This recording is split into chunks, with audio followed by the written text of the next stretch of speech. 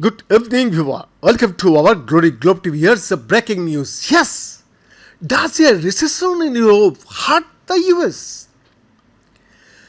Slow consumer spending and sticky inflation have led to two consecutive quarters of economic contraction in the European Union.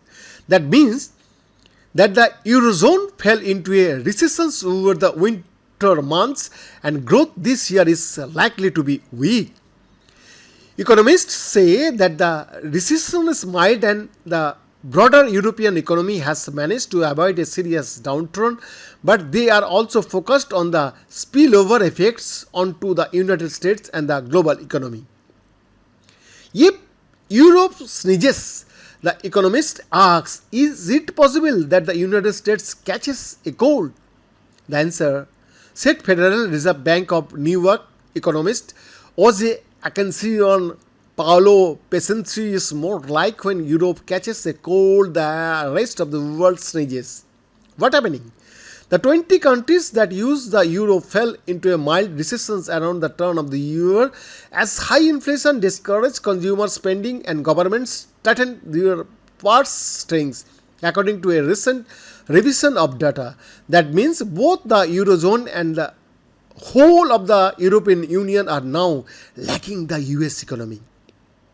In the first 3 months of the year, economic output in the Eurozone dropped 0.1% compared with the previous quarter, following a decline of the same magnitude in the final quarter of 2022. GDP across the Atlantic meanwhile rose 0.3% in the first quarter after an increase of 0.6% in the fourth quarter last year, according to data from the Organization for Economic Cooperation and Development. But things may not stay that way for long. Akensi and Pesentri recently examined whether economic crises in Europe have affected the United States over the past 30 years. The answer they reported is a moderate yes. European developments, they found, can affect the United States in a number of ways. There are trade linkage as US residents use goods and services imported from Europe and produce goods and services exported abroad, cross-border financial flows.